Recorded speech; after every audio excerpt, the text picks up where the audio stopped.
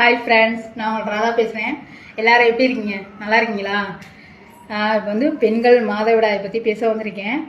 பெண்கள் வந்து எப்போதும் வந்து ஒவ்வொரு மாதமும் நம்ம நல்லா குளிக்கிறதுனால வந்து நம்மளோட கர்ப்பப்பை வந்து ரொம்ப வீக்காக இருக்கும். ஸோ அந்த மாதிரி டயத்தில் வந்து கஷ்டமான வேலைகள்லாம் பண்ணாதீங்க. ரெண்டாவது வந்து ஒர்க் பண்ண போகிறவங்க, ஸ்கூல் படிக்க போகிற பொண்ணுங்க எல்லாம் வந்து ஒரு ஒரு 2 டேஸ் அந்த மாதிரி லீவ் போட்டு நம்மளோட உடம்பு சேஃப்டி பண்ண பாருங்கள். ஏன்னா அந்த மாதிரி டயத்தில் வந்து நமக்கு வந்து கர்ப்பப்பை வந்து ரொம்ப வீக்காக இருக்கிறதுனால வந்து நமக்கு உடம்புலாம் வந்து ரொம்ப பலவீனமாக இருக்கும். ஸோ அந்த மாதிரி டயத்தில் வந்து நம்ம வந்து ரொம்ப யதார்த்தமாக நம்ம அமைதியாக இருக்கணும். இன்னொன்று என்ன சொல்ல வரேன்னா வந்து ஒரு சிலவங்க பேர்கள் வந்து மாதவிடாய் வந்து நாள் தள்ளிலாம் போயிட்டு வந்துக்கிட்டு இருக்கோம். ஸோ அந்த மாதிரி பிள்ளைங்களுக்கு வந்து பெரியவங்களை வந்து கிட்டத்தட்ட ஒரு 12 வயசுலேருந்து 45 வயசு வரை அந்த மாதிரி வர்றதுக்கு வாய்ப்பு இருக்குது. ஏன்னா வந்து அந்த மாதிரி டயத்தில் வந்து நீங்கள் சத்தான பொருட்கள் சாப்பிடணும்.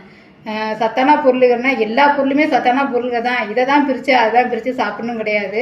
சத்தான பொருள்களை சாப்பிடுங்க. முடிஞ்சவர் வந்து ஹாஸ்பிட்டலில் போய் இந்த மாதிரி மாத்திரைகள்லாம் வாங்கி சாப்பிட்டு உங்கள் உடம்பை இது பண்ணிக்காதீங்க. சத்தான பொருள் சாப்பிட்டாவே வந்து உங்களுக்கு வந்து அந்த மாதிரிலாம் வரும்.